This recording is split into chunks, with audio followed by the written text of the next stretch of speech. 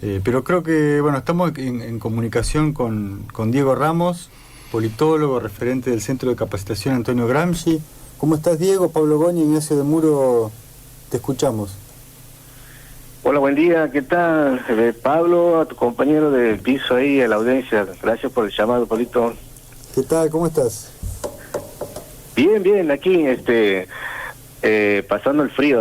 La verdad que llegó de golpe el invierno, pero bien, tranquilo, estaba escuchando temprano lo que venían apuntando sobre el tema de las escuchas, del espionaje. La verdad que una situación crítica, grave, que evidentemente hay que ponerla y seguir poniéndola en discusión y en debate, visibilizar más este tema, porque todavía sigue siendo tibio en los medios de comunicación, ¿no? Así es.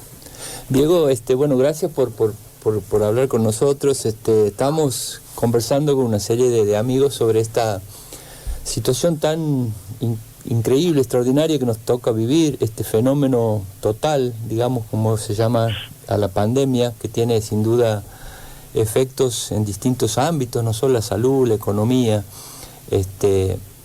Vos, en lo personal, ¿qué estás pensando, o de lo que vienes leyendo, qué estás pensando acerca del significado? ¿Esto significa algún tipo de límite, esta pandemia, a este brutal modelo neoliberal de saqueo no solo de los recursos humanos, sino de los naturales, de la naturaleza? ¿Significa algún límite? ¿Abre la perspectiva de que podamos abordar temáticas que mejoren la situación en distintos planos de la vida humana? ¿Cómo lo ves en general? Sí, yo creo que, en primer lugar, yo creo que estamos frente a una gran oportunidad, y una gran oportunidad que no deberíamos dejar de pasarla, porque si no, la historia del colonialismo, la historia dominante nos vuelve a llevar puesta, ¿no? Digo esto porque yo escucho bastante decir que la pandemia puso en evidencia muchas desigualdades, de las cuales estaban presentes, por supuesto, pero también creo que este parate, este tiempo de estar en cuarentena, de estar aislado, creo que fue también un elemento que permitió desacelerar el ritmo normal del mercado que teníamos, donde todos andábamos en una locura de un montón de cosas, y que teníamos a la vista del frente desigualdades de todo tipo, ¿no? Nada más que el mismo ritmo, la misma velocidad del tiempo del mercado que te impide a veces ver situaciones, y ese parate, ese quedarnos quietos por un momento, romper la lógica del tiempo de producción de mercado, ha hecho que muchos podamos ver con mayor profundidad las grandes desigualdades que ni siquiera están lejos de nosotros, están a la par, están con el vecino, están a la vuelta de la casa de uno. Yo cuento una anécdota siempre, que cuando los sábados se hacía la salida de los niños y que íbamos caminando las famosas 5 cuadras que había que caminar, descubierto vecinos que eran nuevos, vecinos con el cual empezó a saludar, o sea, y uno se da cuenta cómo el tiempo, Pablo, el tiempo del mercado tan perverso, que solamente es cuantitativo, solamente es en términos de producción, te hace perder los elementos mucho más cualitativos, ¿no? Entonces digo que estamos frente a una gran oportunidad, una gran posibilidad de que, pero por supuesto esto no se va a hacer si reforzamos las organizaciones sociales, los movimientos sociales, la sociedad organizada, de comenzar a discutir y a disputar el sentido de las agendas políticas, ¿no? Yo creo que eso a nosotros nos puede permitir dibujar otra sociedad distinta, ¿no? Sin que nosotros tengamos la responsabilidad de poner la agenda, va a ser medio complicado. Sí, fíjate que en relación a eso que dices, Diego, por distintas causas, por lo que fuere, pero la verdad es que el movimiento popular, las fuerzas progresistas, incluso los gobiernos nacionales y populares de los que estuvimos en América Latina, por distintas causas, te decía, no abordamos el debate, incluso la acción, sobre una cantidad de temas, que van, qué sé yo, desde el calentamiento global, la contaminación ambiental, la deforestación, los monocultivos, la modificación de los ecosistemas, los temas como el extractivismo minero, en fin, una cantidad de temáticas que estaban fuera de nuestra agenda y que incluso fuera de la acción del gobierno. Estaban hasta nuestros gobiernos tomados, diría, por una propuesta que en el fondo es propia del modelo liberal, la del crecimiento permanente, del crecimiento económico permanente y a cualquier precio, digamos, ¿no?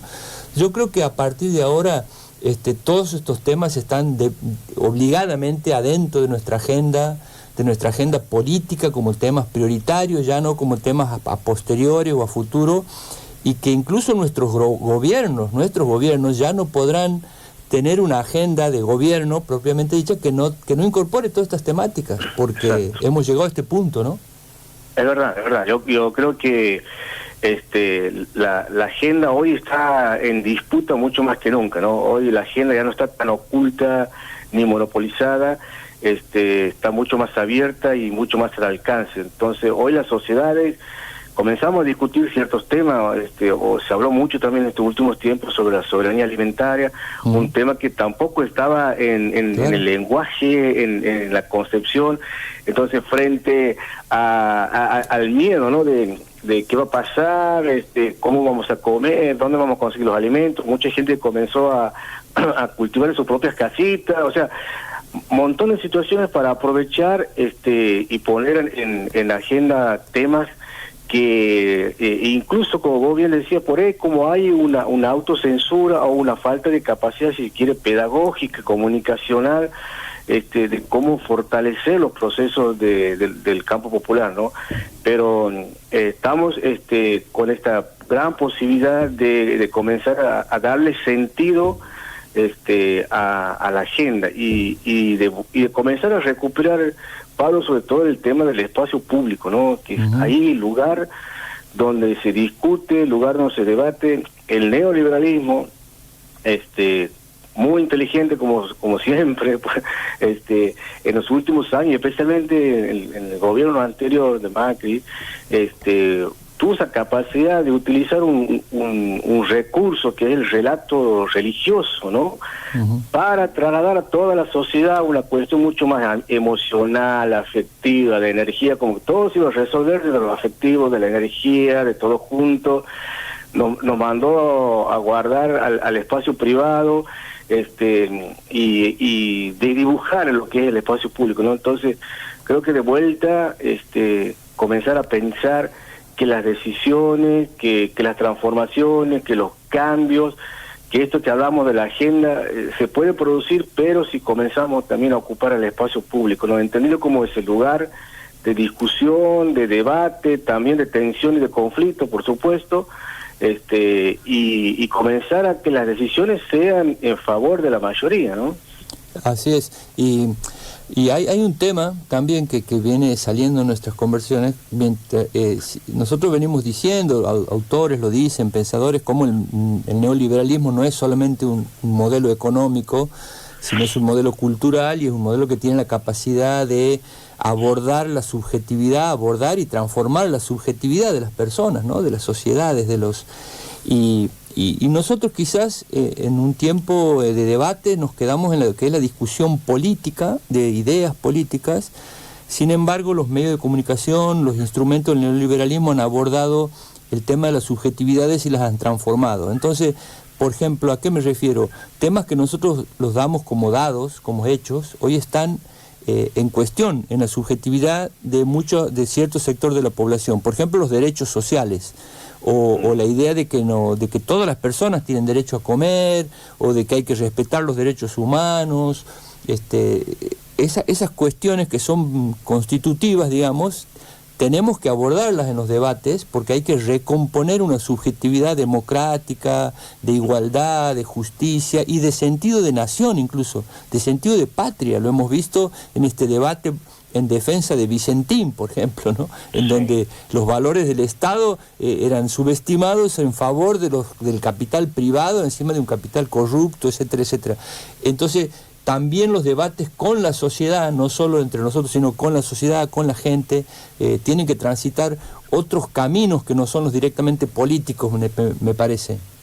Sí, es verdad. Yo creo que la labor de lo que vos hablas bien, Pablo, de la construcción de la subjetividad, de cómo el neoliberalismo no solamente se entiende en términos económicos, sino que también tiene esa capacidad a través de los medios de comunicación, pero también de los sistemas educativos, ¿no? De formación. Claro. Tiene esa capacidad de entrar, de meter, de crear relatos históricos, de hacer entender por dónde pasa la economía, por dónde pasa el mundo, quiénes son los que se deben beneficiar y quiénes no lo son. Es una construcción de subjetividad muy profunda, una matriz ideológica dominante que viene pensándose desde la conquista. Y por supuesto que siempre también discutimos ahí con algunos compañeros que el campo educativo y el campo religioso han sido dos campos propicios, funcionales, para la dominación, para la resignación, para alejarte cada vez más de lo que es la discusión. Y hoy, con el tema de Vicentín, una demonización no solamente al Estado, sino también a la política, ¿no?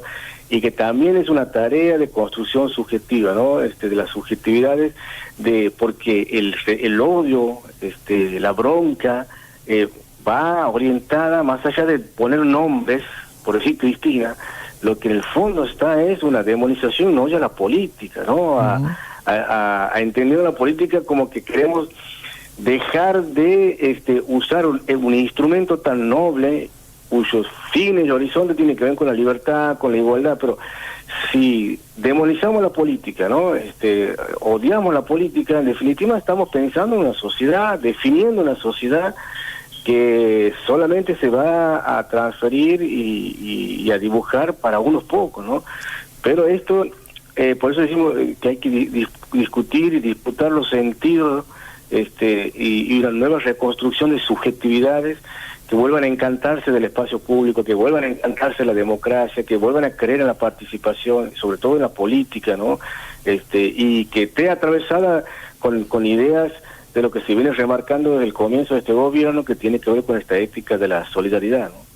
Claro, sin que estos temas que estamos hablando no dejan de reconocer que estamos ante temas centrales como que están en juego hoy, como en el rol del Estado, el rol del Estado reconocido ahora, pero como dices vos, reconocido a lo mejor por un tiempo nada más, mundialmente como el instrumento, como la instancia que puede abordar las enormes crisis que pueda padecer la humanidad, mientras los instrumentos del mercado, mientras los instrumentos de la globalización de las corporaciones, las grandes asociaciones civiles, financieras no tienen ningún rol cuando la sociedad está en crisis, es el Estado el que aborda y el que puede salir en defensa. Entonces, el tema de la defensa del rol del Estado, del Estado en la economía, y el tema de la igualdad, ¿no? El tema de la igualdad. Yo te quería preguntar, porque creo que en el discurso de Alberto empieza a modificarse eso también, o a profundizarse, estos temas que se están planteando de ayuda económica ante la crisis, son temas que hay que empezar a fundamentarlos, me parece, cada vez más en la necesidad de la igualdad social y de luchar contra esta enorme desigualdad que vos mencionabas al principio, no solo como cuestiones de emergencia. Por ejemplo, hablamos de un ingreso universal básico. Bueno, eso tiene que ver con un derecho, no con una emergencia solamente, ¿no? No sé si... Sí, verdad. Creo que sí, hay que darle contenido y disputar la fundamentación y el sentido también del Estado en su presencia con los sectores mucho más vulnerables. Porque si no, Pablo, caemos en el simplismo de que la gente, los vagos que no quieren trabajar, reciben del Estado sin hacer nada. Pero bueno, pongamos también en claro esto, o sea, la pobreza no es una cuestión natural, no, nadie, por naturaleza la pobreza no existe, es pensada sistemáticamente la pobreza, ¿no? Por modelos económicos neoliberales, capitalistas, que cada vez más la producción, la generación de la pobreza, de pobres con rostros concretos, porque a veces uno dice los pobres y no sé, parece que imagina algo fantasmólico, pero son hombres, mujeres, niños, niñas concretos que sufren las decisiones políticas y económicas de un modelo perverso que constantemente deshumaniza, ¿no? Para dar una cosa más cercana, el gobierno anterior, el nivel de pobreza que se implementó detrás de las políticas y las decisiones económicas, ya había una generación de padres que tenían niños menores de edad con muchos problemas de derechos básicos, ¿no? De la alimentación, ¿no? Ya esos niños, lamentablemente, ¿cómo los recupera? Es que es casi imposible recuperar una desnutrición infantil, ¿verdad? Y después va a llevar el fracaso de la escuela, y después la gente va a decir, ese vago no quiso estudiar, claro, ¿no?